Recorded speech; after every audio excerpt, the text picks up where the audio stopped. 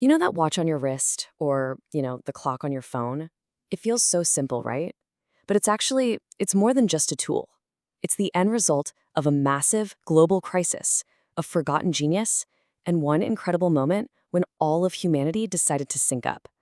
This is the story of how we all, literally all of us, got on the same clock. Okay, let me ask you something. What if noon in your city was, say, 80 minutes different from a city that's just a short train ride away? Sounds crazy, right? Like trying to plan anything would be a total nightmare. But here's the thing, for most of human history, that wasn't a crazy hypothetical. That was just reality. So, how on earth did the world work like that?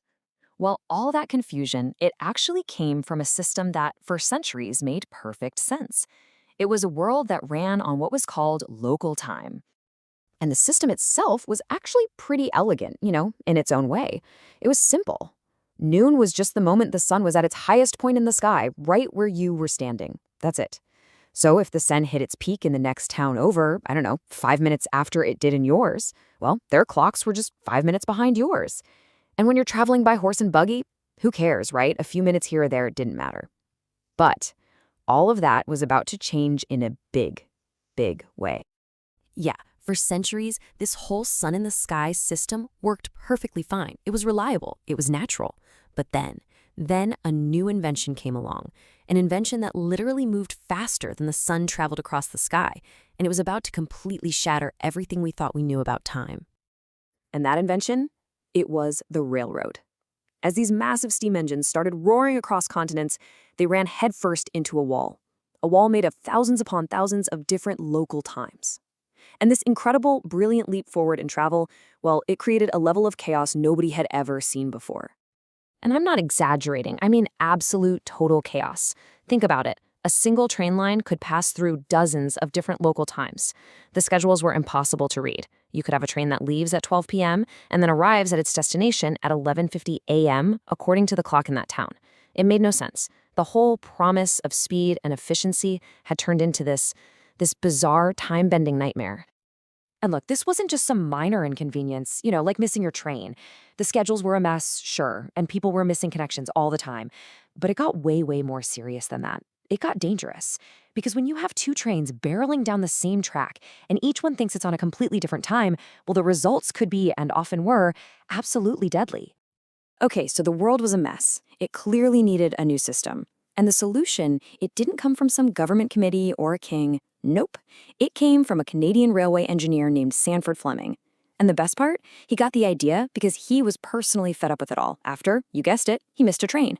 And he came up with an idea so simple, so elegant, it was going to change everything. His idea was it was beautiful in how simple it was. He basically said, look, instead of these thousands of different local times all competing with each other, what if we just had 24? Just 24, one for each hour in the day. It was a crazy idea at the time, a plan to standardize time itself across the entire planet. And Fleming's whole system, it really stood on three simple, elegant pillars. Okay, so first, you divide the entire globe into 24 zones. Easy enough. Second, you make the time in each zone exactly 1 hour different from the ones next to it. No more weird 5-minute or 12-minute differences. And third, and this was crucial, you establish one single starting point for all global time, a 0 point, and that was set at the Royal Observatory in Greenwich, England. Now, you'd think an idea this huge, changing how every single person on Earth lives, you'd think it would take decades of arguments to get it passed, right? Well, you'd be wrong. The world was so desperate for a fix, so tired of the chaos, that once Fleming's idea was out there, it was adopted with just breathtaking speed. I mean, the speed was just stunning. Get this. In 1883, the North American Railways, the very same industry that created this whole mess in the first place, they just went ahead and adopted the new system on their own. And then, just 1 year later, in 1884, the whole world got together at the International Meridian Conference and basically said, yep, this is it, let's do it. And they made it official. Just stop and think about that for a second. In the span of just 2 years, one of the most fundamental things about how civilization works was completely rewritten. For the first time in history, all of humanity was running on the same clock. Time stopped being this little local thing.